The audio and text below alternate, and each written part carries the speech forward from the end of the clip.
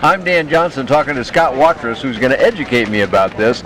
This is not a P40, is it? A replica of a P40. Right. What do we got here, Scott? The P40 is familiar to many people. The P36 Hawk, which predates the P40, is not so well known. Its day in the sun was cut short by Pearl Harbor and the advent of World War II, necessitating more advanced fighters. But the P36 Hawk was Curtis's original fighter design for a low-wing monoplane radial engine fighter that was common in the late 30s. And we've decided to, as ScaleBirds, build some replica warbirds. And where to start but at the beginning, the P40 is a popular design. We were originally going to do that, but as you've seen with our work with Werner motors, we want to put a radial on a plane, and if we're starting with a Hawk, why not the original Hawk with the radial? So this is a P36 Hawk replica. It's about 60% scale of the original. 60%, okay. It's an all-aluminum, single-seat design. Our weight and everything else would put it squarely in the light sport category. Unless you choose to put retracts on, which you're on your own for that. Well, we would provide a kit, obviously, but you would be on your own as far as getting it as an EAB. Yeah, so you're going to be experimental amateur built with this, but right. You could do a, well, it'd still be experimental unless you go through the whole ASTM thing, but you would do that with a fixed gear for those right. that want to fly it as a sport pilot. Right, so this will fly with fixed gear. Retracts will be an option later. Basically. Okay. Oh, it's going to start out as a fixed gear. Yes. So a sport pilot could build, fly, absolutely, and use it with that certificate. Right, and that's our goal and our mission is that a low time sport pilot could comfortably jump into something like this. Our approach to ScaleBirds, we want to make a sport plane, a fun sport plane. And then yeah, you're not really trying to make a fighter aircraft exactly. here. You're making one that looks like a fighter aircraft. The fact that it's a replica is second to the main mission of a light sport, fun aircraft that's easy to build for someone like me who doesn't have a lot of experience, to be quite honest, but who really has a dream of maybe having a warbird. And if you're going to build a light sport plane, why not have it look like a warbird? And so that's our goal. Is when I design it, I look at what features are iconic to that particular plane. So for the P36, it's this specific canopy with these rods, and it's the way that the rake of the backrest is, and the way the cowling is shaped. All of those iconic features are what really make it look like the plane. It doesn't matter if the profile is a little off, because no one's actually seeing that. And I think a lot of people will worry about the scale, and then the details might get lost in translation.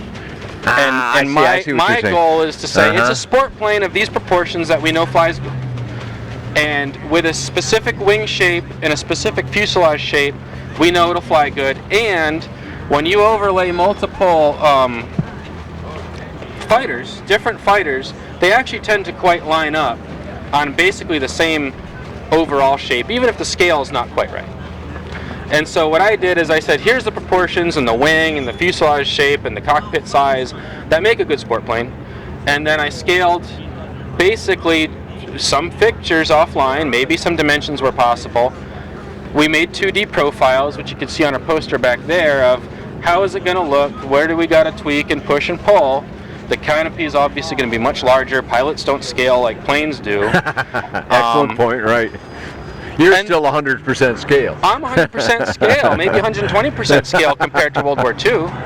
And so in that case, I look at what are the details that really make the plane that specific plane. What's the DNA of that design that people fall in love with? It's not the specific proportions as much as the details that catch the eye. Get iconic and recognizable at any distance as that's that model, that's that model.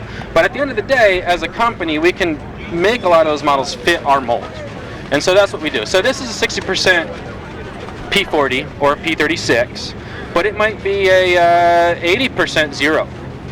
And so that we're not setting a specific scale.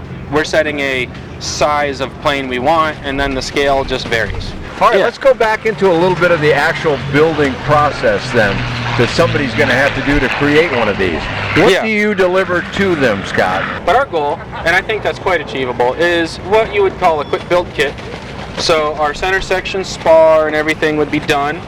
Their skinning would be having to be done, but all the panels would be CNC cut with holes pre-drilled. I think that's fairly standard, and we have no reason to deviate from that. We have all the equipment to deliver a kit like that. So our goal is that as long as you can get a pop rivet gun or pull-rivet gun and maybe a drill to open up a few holes and a couple clecos, that's mostly what you need, other than standard hand tools that you already have. So not a lot of specialty tools. How about jigs and things like that? Do you have to do that? So there will be some fixturing that might be involved. We have CNC cut fixturing that we do, and our goal is where required, that would be part of the kit.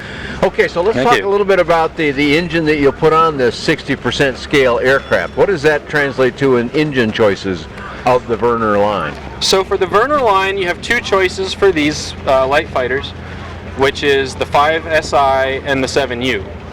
And that's a range of 83 up to 124 horsepower. Okay. All right, so that sounds like a lot of power for a single place aircraft. It's not bad. And what kind of weight is this going to be when you get done? What do you project the empty weight to be? Our target empty weight, and the way we've been building it, it originally was 600, now it's 650. And I think we're on target for a 650 empty weight. Okay. Well, that's pretty light. It's pretty light. For 80 to 120 horsepower. Exactly. I mean, that thing's going to fly like crazy. And with only one passenger. Yeah, right? that's what I'm saying. It's going to be a performance aircraft. That's our hope. Our hope is that it has the performance available, and that it's still an easy to fly airplane. Our stall speed is only 55 miles an hour. Okay. And that's clean. Okay. Which, I think most people can handle that. And yeah, so then with flaps down and whatnot, you'll stay within the LSA space. You're technically not an LSA, you're an experimental amateur built. So a sport pilot can fly it if the stall is the numbers that it has to be. Yeah, once you're not clean anymore, then you get down there. Okay.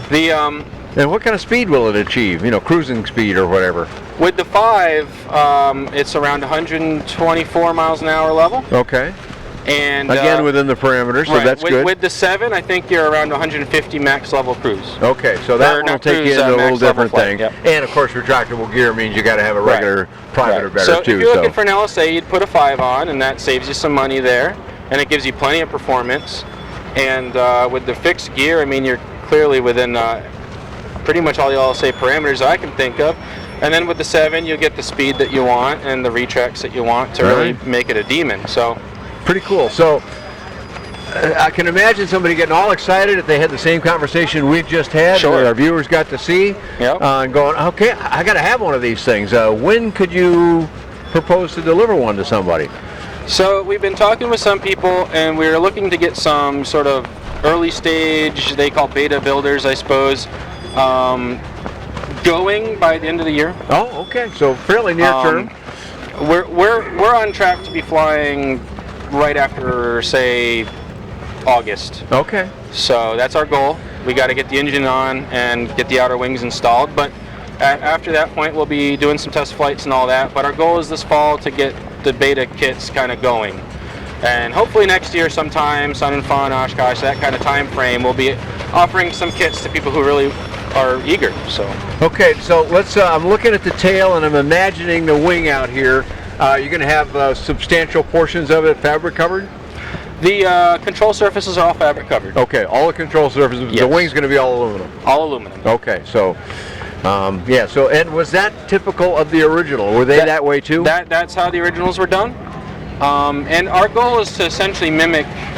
That's one of the characters of those original planes. So if it had fabric tail feathers, we will. If it had metal, we will go for that. Okay. Some of the early World War II fighters, the yaks and such, would have fabric on the fuselage. Okay. And so if that's what that replica will call for, then that's what we'll do. All right. Well, great stuff. You're very ambitious to do all these things, but given the intrigue with warbirds, I'm sure you got quite a business model there. Yeah. Well, we feel that it's a market that maybe needs a certain execution to do right, and we hope we got the right formula. All right. Sounds good. Well, for all those people that got psyched up like I did talking to you here, Scott, very good. You did a nice job, and I admire what you're tackled here as a new builder, actually, so that's very cool.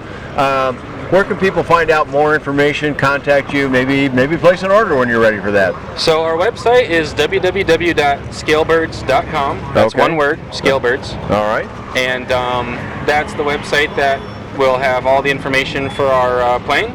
We'll also have YouTube and Facebook and all those other social media channels that you can access to see the latest images and videos and all that stuff. And we find all that through your website. Absolutely. All right, sounds good. A lot of great information there, a lot of great information about all these airplanes. You can find all that on BuyDanJohnson.com. Thanks for talking with Scott Watrous and myself here at Sun and Fun.